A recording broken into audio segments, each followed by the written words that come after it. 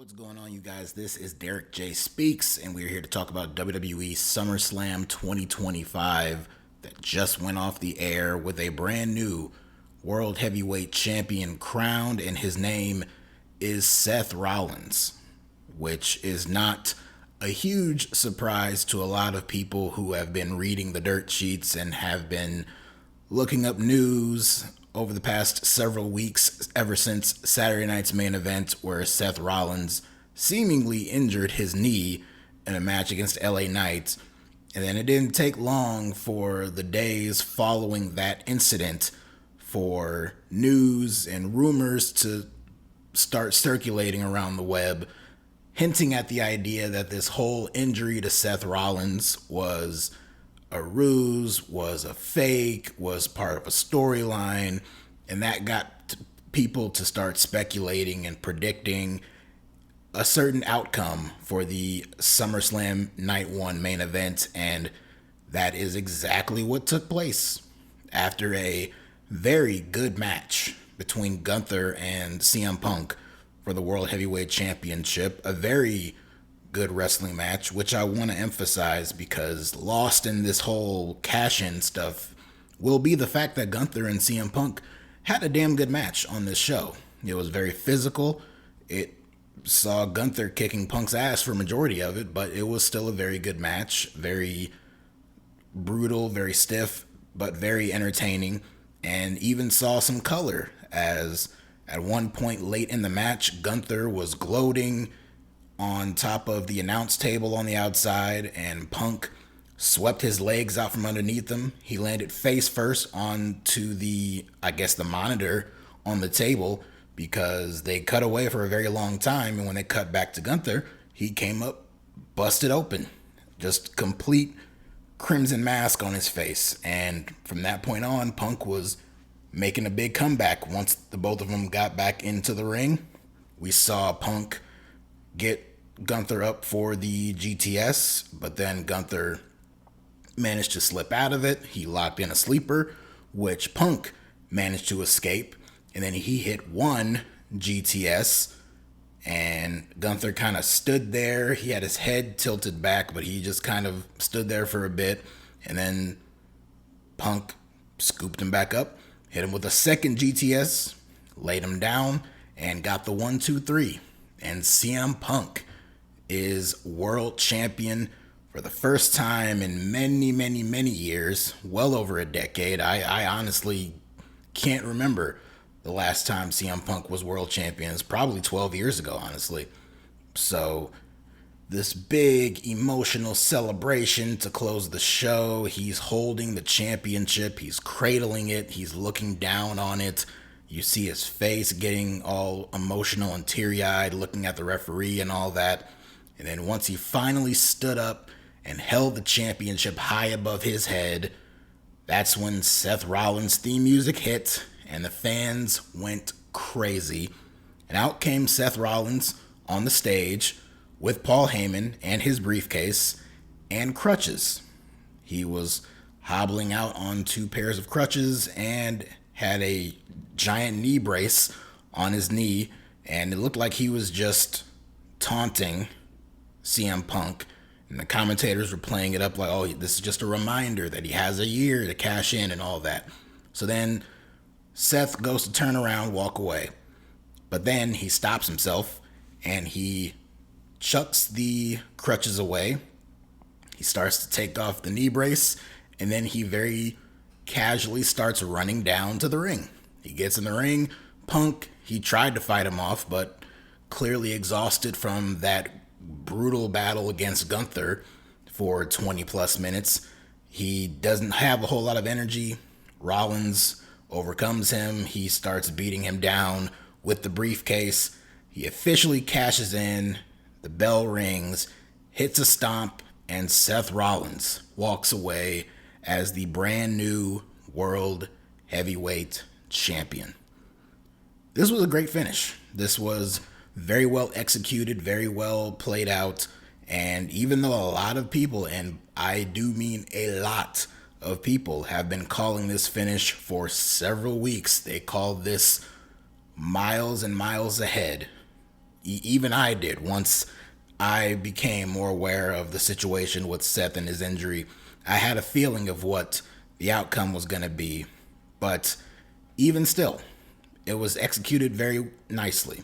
Just because it was predictable for many people, that does not mean it didn't work. Clearly, it wasn't overly predictable since the crowd still went crazy for it, even if they were just waiting for it, which it kind of felt like they were, because they popped for Punk winning and they were cheering for him and clapping for him when he was celebrating. But you could tell there was a certain atmosphere going on where they weren't fully buying into it. Like, this is not how this is going to end. And I kind of had the same feeling. And then, of course, that's when Seth's music hit and he came out. So now Seth Rollins is back on TV. He's World Heavyweight Champion. He has his two Bronze with him, Bronson Reed and Braun Breaker, who did not have a very good night for themselves in their match earlier in the show. And it looked like, based on how he came out here, Braun Breaker himself did not really have a great night because he looked like his right leg was heavily taped up, which is not too surprising considering some of the moves that he executed in that tag team match at the beginning of the show. But he has his two Bronze with him. He has Paul Heyman with him. And this nameless group is now firmly in control of Monday Night Raw, with Seth Rollins finally winning back the World Heavyweight Championship. Question now is, what's next? Where is this lead from here? Where is this going?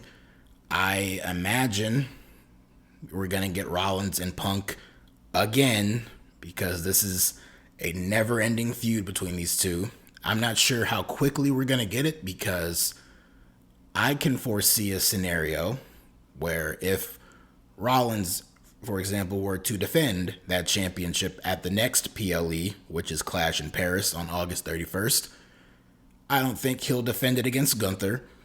I think there was some reports going around earlier in the day that Gunther has some injuries. I think there's a nose injury or something like that, which is why it was very interesting that Wade Barrett was pointing out the fact that when Gunther came up bloody, he was talking about, oh, did his nose get busted open? Which clearly it didn't look like his nose was busted open. It looked like it came from his face, but maybe the idea was that it was from his nose, and maybe that line was thrown in there because that's an injury for him. But either way, I don't think Gunther's going to be around. I think that might be a legitimate reason for him to take time off of television for a little bit. So take him out of the equation. Obviously, Punk is going to be out for vengeance. You know, maybe he wants a crack at it. Jey Uso and Roman Reigns, they won their match. Jey will be around, but Roman, he's going to be going off to film for that new Street Fighter movie soon. So I don't expect him to be in the World Championship mix right away. Honestly, they could come back around to him and Rollins for WrestleMania, for all I know. I think in the short term, a potential opponent for Seth and his championship should be a man who does not have a match this entire SummerSlam weekend, which is LA Knight, the same man who Seth Rollins lost to in that match at Saturday Night's Main Event. And unless they do a good job of explaining on TV this week, based on what we have seen, basically Seth Rollins gave up, faked an injury, and let himself lose a match to LA Knight and, quit just to fake an injury and set up this surprise cash in here. But he still lost to LA Knight. LA Knight owns a pinfall victory over Seth Rollins, so that should reward him a championship match. It's not a match he's going to win, but at least it gives LA Knight a championship match on a PLE. So just throwing that out there. But again, the match with Punk and Gunther, really good. The cash in at the end was very great. I'm not going to say this outdoes his previous cash in on Roman Reigns and Brock Lesnar at WrestleMania 31 10 years ago, if you can believe it. I don't think it outdoes that, but it does go down as one of the better cash-ins, Again, you're going to get some people who they're not going to like it. They're going to call this predictable and all that. And again, yes, a lot of people were speculating that this was going to go down. A lot of people were predicting that this was going to go down. Just because they predicted it and it came true does not mean that's a bad thing. I'd rather them do something that makes sense than just completely throw things off for the sake of throwing things off. Hopefully they keep that in mind and don't try to do any tricks tomorrow night for night 2 of SummerSlam in that main event with John Cena and Cody Rhodes. We'll get more into that later. But all this stuff at the end of the show was great. Was it enough to save the show overall? Not really. This was the first year that we had this 2-night SummerSlam experiment, and without seeing night 2 yet, because obviously that hasn't happened yet, and just solely based on this first night, I can say I think they probably should have left SummerSlam to one night. Because looking at a lot of the stuff on this show, while we had a few good matches, and you had some matches there where the people involved were clearly working hard, you had some matches on this show that, quite frankly, did not need to be on a PLE, let alone on a big show like SummerSlam in the big stadium. So that kind of dragged the quality of the show down quite a bit. And it didn't make the show bad, but it definitely didn't make it this blow-away fantastic show. But the show did start strong with the tag team match where the Bronson Reed and Braun Breaker took on Jey Uso and Roman Reigns. The fans were hot for it. You got two of the biggest babyfaces of the entire company opening the show here.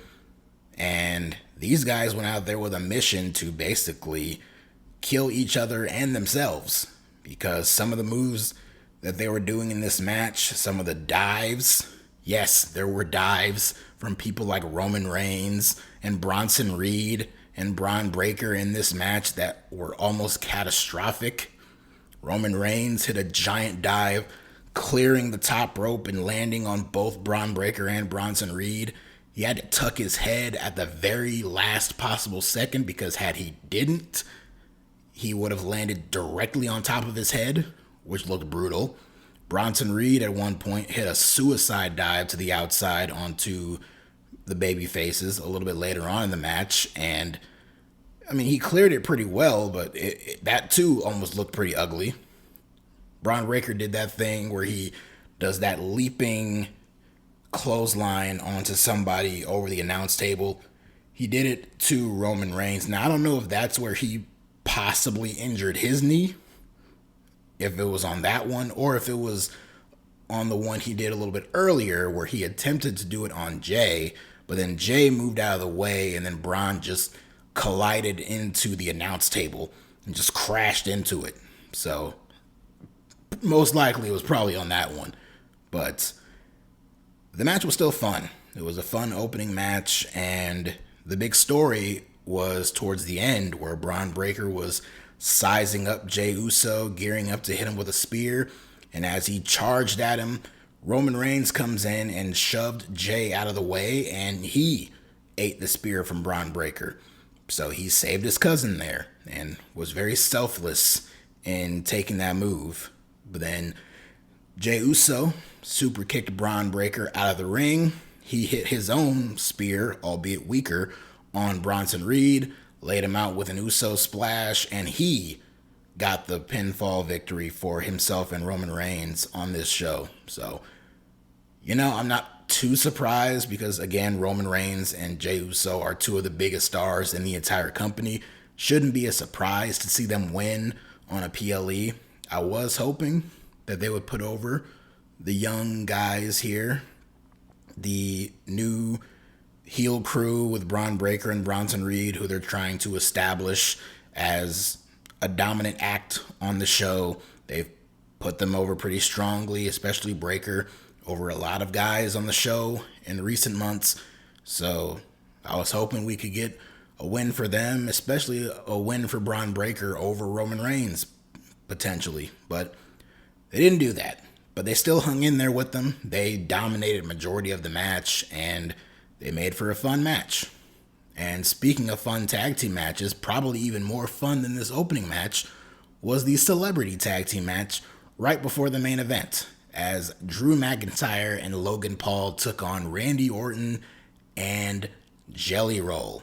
Yes, the Grammy-nominated artist Jelly Roll actually wrestled on this show, something no one really asked for, but he went out there and he worked his ass off, and these fans were really into him. They were singing his name, they were cheering for a lot of the moves, a lot of the limited moves that he was doing throughout this entire match. They were going crazy for Randy Orton to get the hot tag because Jelly Roll was getting a lot of heat on him throughout this match. He was faring pretty well with Logan Paul, and he even got in a few good shots on Drew McIntyre, but then there was a good chunk of this match where he was just completely being dominated by Drew and Logan Paul, and Randy's in the corner waiting for a hot tag. And finally he does get a hot tag in and he starts running wild. But this was not all that Jelly Roll did in this match. In fact, the biggest thing his biggest highlight in this match was the fact that he was on the receiving end of a wild splash from Logan Paul. So Jelly Roll is laid out. He gets placed onto the announce table. In fact, at one point you could kind of see him scooting himself into position for it, which I'm sure the camera was not supposed to pick up, but shit happens. So Logan Paul is in the ring. He goes up top. He has 2 bottles of Prime, clanks them, throws them back like he's Stone Cold Steve Austin, and he dives off and hits a picture perfect splash down onto Jelly Roll through the announce table. The table just crashed, and the collision of Logan Paul onto Jelly Roll was an unbelievable sight. And that pretty much did it in for Mr. Jelly for the rest of the match. He was getting helped out by officials and the medical staff. They were trying to escort him out. And of course, this left Randy Orton high and dry to get a 2-on-1 beatdown. And this led to Jelly Roll trying to make a valiant comeback. He got back in the ring, and again, he hit a few big moves. I think he even hit a choke slam on Logan Paul. He had a black hole slam on Drew McIntyre, but it wasn't enough. And the big finishing sequence saw Jelly Roll eat a Claymore kick, and then Randy came in, hit an RKO on Drew, and then Logan Paul threw Randy Orton out of the ring, went up top and hit another frog splash down onto Jelly Roll and pinned him to win the match. So Logan Paul and Drew McIntyre picked up the win here. Probably the most shocking thing on the entire night. I for sure thought this was going to be a win for the celebrity, but instead, the celebrity not only lost, but he ate the pinfall, which should probably happen more often. If you must have celebrity involvement in these matches, the least they can do is come out there, do a couple of spots, and then lose. So that was very shocking to see. And, props to the, full-time guys. Drew and Randy, they played their role very well in this match. Logan Paul was a huge standout, not just because he hit, those impressive splashes and all that, but the way he was generating heat throughout this entire match with the crowd and all the things he was doing in that regard. He was a huge standout in this match, and he made it very entertaining to watch. And hats off to Jelly Roll. They announced that he weighed in at 299 pounds, and apparently he has not been under 300 pounds since he was in the 6th grade. Hey, the man trained hard for this match here. This is something that was brought upon him. He came out here, he worked hard, he definitely looked gassed at the end there. Some of the stuff that he was doing, it wasn't even like he himself was really doing it. It just looked like the guys he was in there with, being Logan and Drew, were feeding into him, and they were doing a lot of the heavy lifting, taking those moves. But he was impressive for the spots that they had him do, but I don't need to see him wrestle again. Once is enough, as fine as this was, and this was one of the more fun matches on the entire night. And honestly, when you factor in all the guys participating in this match, the reaction from the crowd, and the overall atmosphere, this was probably the most fun I had watching a match of the entire night. So I give them credit for that. For a match that I had sub-zero interest in watching on this entire show, this was the one that I probably had the most fun watching, outside of the main event angle, of course. Then the other matches on the show. Again, we're not done with tag team matches. We did have the women's tag team titles on the line. Roxanne, Perez, and Raquel Rodriguez defending against Charlotte Flair and Alexa Bliss. Talk about predictable. The outcome of this match, to me, was very predictable. But, just like with the main event, predictable does not mean bad. It's all in the execution. And I thought the way they handled the finish of this match was very, very nicely done. This pairing of Charlotte Flair and Alexa Bliss has done wonders for Charlotte's on-screen character and has ingratiated her with the fans to a level that we have probably never seen, really. So it's a lot of fun to see the two of them play off of each other and work together here in this match, and it led to them getting the victory. There was a little bit of controversy where there was a spot where Alexa accidentally hit Charlotte in the face, and then Charlotte was on the receiving end of not only a Tejana bomb from Raquel, but also the Pop Rocks from Roxanne. But Alexa came in at the last minute and broke that cover up. So then once Alexa is officially in the match, she is gearing up to hit Roxanne with the Sister Abigail DDT. But in the background, you see Charlotte, who looks like she's sizing up Alexa, but instead, she was sizing up Raquel, and she gave her the big boot. Alexa hits the DDT and gets the pin. And so now the odd couple pairing of Charlotte and Alexa are the new tag team champions. And yeah, their dynamic works, and having them with the belts should be, hopefully, entertaining TV. You say that, but you know how lazy they can get with the booking of some of this stuff. But what they've done with the two of them so far has been pretty good. So hopefully that continues a little bit longer.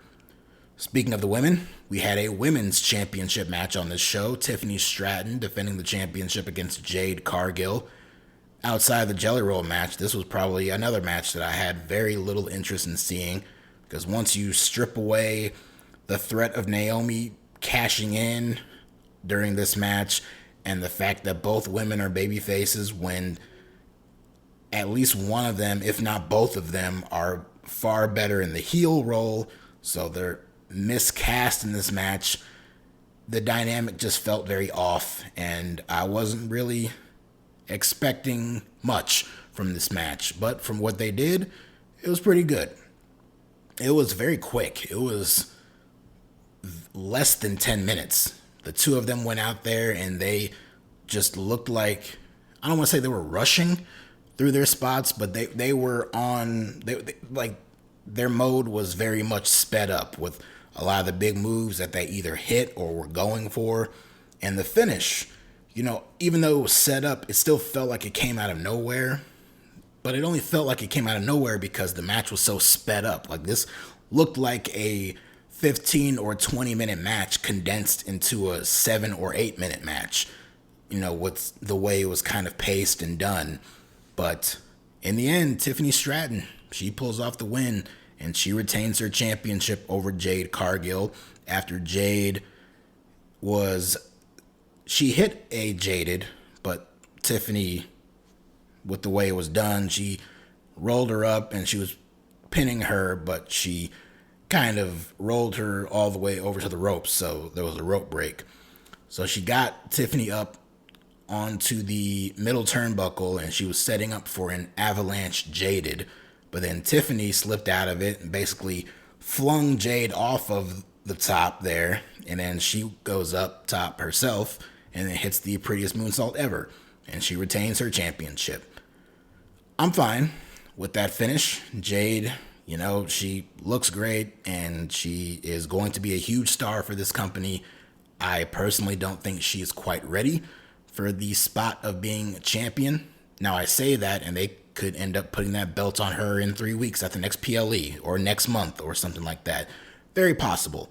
Or they're waiting for Bianca Belair to get cleared, and they want her to either win the championship and then feud with Bianca, or they want Bianca to win a title. I'm not sure. Although Bianca and Tiffany could have a really good match. I would love to see that at some point.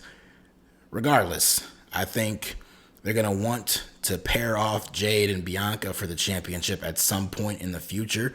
So they might hold off on crowning Jade, but I do think it's coming.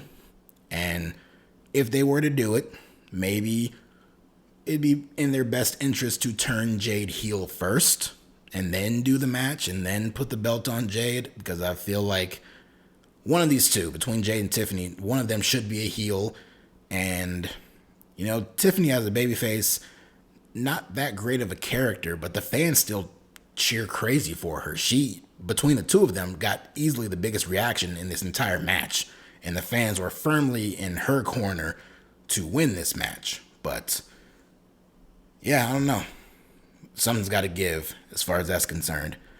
And speaking of something's got to give, something has got to give with Karrion Kross, because he had yet another match with Sami Zayn in what I have to assume is the blow-off to this feud. And what a mighty blow-off this was. These two, they've had some very basic matches. Their previous PLE match was a TV match, and then they had an actual TV match, and that was even worse. So this one had to be better. I think this was the best match of the three, but I say that hesitantly, and honestly, all three matches I just consider a wash. Not really all that great. I've wanted to get behind this Karrion Kross push. You know, the fans are cheering for him. They like him. There's this groundswell of support on social media. But clearly it wasn't enough to lead to a big victory, because Scarlett was baiting Sammy with using a pipe, and Sammy took it and teased using it. Even the fans were cheering for it. But instead, Sammy threw it to the ground, and he didn't use it. And it led to him hitting an exploder suplex and a haluva kick on Karrion Kross, and 1, 2, 3. That was it. And this feud's over. And quite possibly so is Karrion Kross's tenure in WWE, because by all accounts and all the online reports, there have been no signs that he has re-signed with the company. His WWE contract is expiring this month, reportedly, and based on people in the know, there have been no overtures made. There have been no attempts to re-sign him. So this quite possibly is his blow-off. And you see a lot of backlash to the outcome of this match. A lot of it directed at Sami Zayn, which is completely ridiculous. You know, people are going to do that because they don't know what they're talking about, and they just like to put a blame on something, you know.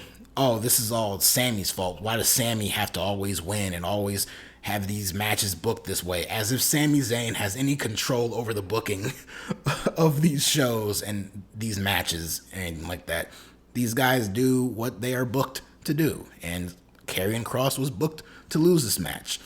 If you're angry about that, don't direct that anger at Sami Zayn, direct it at Triple H, you know? So clearly he doesn't see that much in Karrion Kross, because if he did, he would have won and they would have re-signed him immediately. But evidently neither of those things happened. So what his future is, I don't know. As for Sammy, you know, with the Royal Rumble in Saudi Arabia next year and Seth Rollins now champion, the idea of him holding onto that belt long enough for Sammy to win the Rumble and face him at WrestleMania next year for that championship, it's possible, and I'd be in favor of them telling that story. But what would they do with Sammy in the meantime? I don't know. But this Kross stuff did him or Kross absolutely no favors. But yeah, so with that match and the women's championship match, even though I thought it was good, it wasn't, you know, PLE quality. The tag team title match, a little substandard, but, you know, the outcome with Charlotte and Alexa winning, I liked that. But the match itself wasn't overly great. But the opening match was. The Jelly Roll match was surprisingly good. And the main event, I thought, was a great match. And the finish with the Rollins cash-in was even better. So, all in all, I would probably give SummerSlam a thumbs up, probably a B minus if I had to give it a letter grade or something like that. So good stuff here on this show. Well, good enough, I should say. We'll see if they can top themselves tomorrow night for night 2 of SummerSlam. There's a whole bunch of gimmick matches on that show. You got a cage match, you got a TLC match, you got a street fight with the men and a street fight with the women. They just call it no count out, no DQ, even though it's the exact same match outcome, just worded differently on a technicality. But hopefully that's enough to make for an interesting show. And the outcome of the John Cena-Cody Rhodes match, not only the outcome, but the match itself, should be very interesting to watch and see play out after the segment that aired on SmackDown just last night with John Cena seemingly turning right back into a babyface. It looks like he's back on the light side of things, so we'll see how that plays off with him and Cody in their street fight, and we'll see what happens. I hope they take the title off of Cena, even if he is now back to being a babyface. There is absolutely no need for Cena to continue holding on to that championship. None whatsoever. Cody is the guy, whether some people like it or not. Cody is still positioned as the top babyface in this company and should not lose and should not turn heel anytime soon. So hopefully neither of those things happen and they just have a good match. The bar is so low after their very, very bad WrestleMania match several months ago. It can't possibly any worse than that. So hopefully not. Hopefully they go out there, have a great match. No stupid thrills, no Travis Scott, no The Rock, none of that stuff. Just let the two of them kick each other's asses. Cody wins, shake hands, move on. That's all that I can ask for with that outcome. So we will see what happens from that match, and I will be here to talk about it. I'll be here tomorrow night to cover the entire card of night 2 for SummerSlam, and we'll see what goes down. So until next time, check you later.